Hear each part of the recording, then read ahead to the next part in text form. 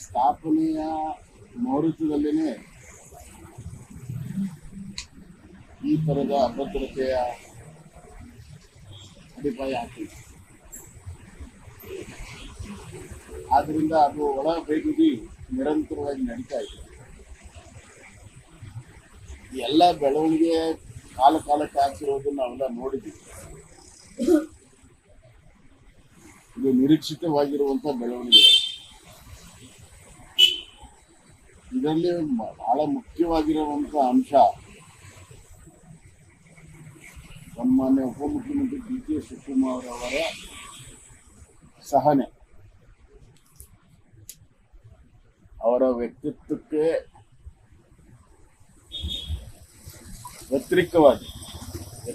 ವ್ಯತಿರಿಕ್ತವಾಗಿ ಅವರ ಸಹನೆಯನ್ನ ಇದರಲ್ಲಿ ಕಾಳ್ತಾ ಇದ್ದಾರೆ. ಅದು ಬಹುತೇಕವಾಗಿ ಅವರ ಒಂದು ಮುತ್ಸದ್ದಿತನ ಇರಬಹುದು ಅಥವಾ ಹೈಕಮಾಂಡಿನ ಸೂಚನೆಯು ಕೂಡ ಅದರಲ್ಲಿ ಇರಬಹುದು ಅಂತ ನಾನು ಭಾವಿಸ್ತೇನೆ.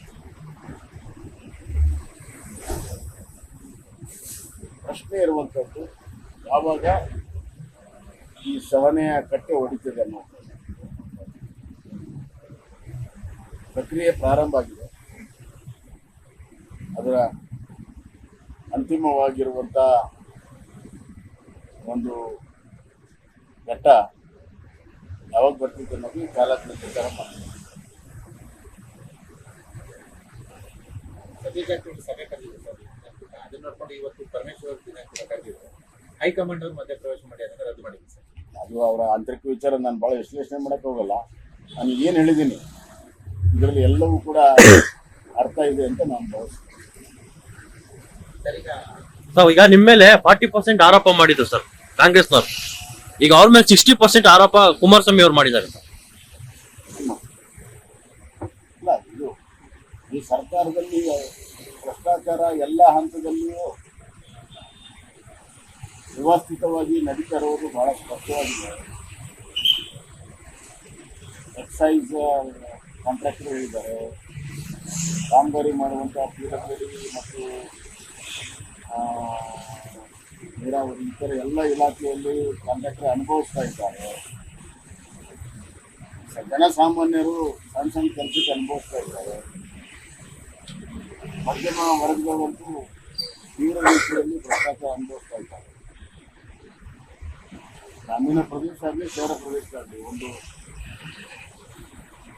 ಸೈಟ್ ಕೊಡೋಕ್ಕಾಗಲ್ಲ, ಮನೆ ಕಟ್ಟುವಂಥ ಒಂದು ಪರಿಸ್ಥಿತಿ ಸರ್ಕಾರ ನಿರ್ಮಾಣ ಮಾಡಿದೆ.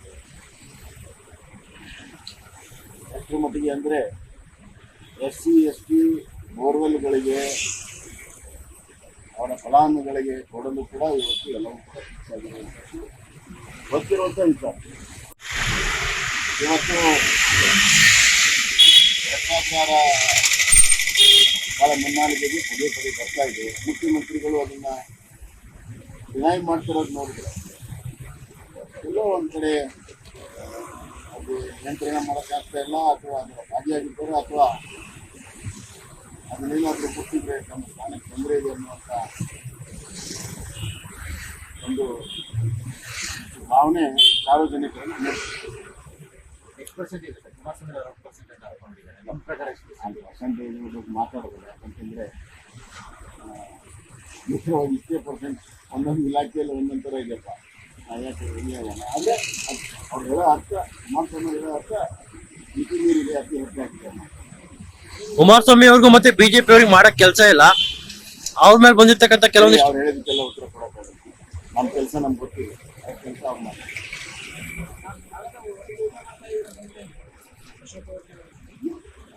ನಾವು ಹೋಟೆಲಲ್ಲಿ ಬಹಿರಂಗ ಹೋಗಿ ಕಾಲಕ್ಕೆ ಯಾವಾಗಲೂ ಮಾತು ನಿಮಗೂ ಗೊತ್ತಿದೆ. ಅದಕ್ಕೇನು ಭಾಳ ಮಾತು ಸರ್, ನಿಮ್ ಪಕ್ಷದಲ್ಲಿ ಕೆಲವೊಂದಿಷ್ಟು ಆಂತರಿಕ ಕಲಹಗಳು ನಡೀತಾರೆ. ಯಾವಾಗ ಫುಲ್ ಸ್ಟಾಪ್ ಬೀಳುತ್ತೆ? ಅದಕ್ಕೆ ಈಗ ಹೈಕಮಾಂಡ್ ಈಗಾಗಲೇ ಅದ್ರ ಬಗ್ಗೆ ಎಲ್ಲ ಇದೆ. ಬಹುತೇಕವಾಗಿ ಈ ತಿಂಗಳು ಅಂತ್ಯದ ಒಳಗಡೆ ಎಲ್ಲದಕ್ಕೂ ಕೂಡ ಒಂದು ಒಳ್ಳೆಯ ರೀತಿಯಲ್ಲಿ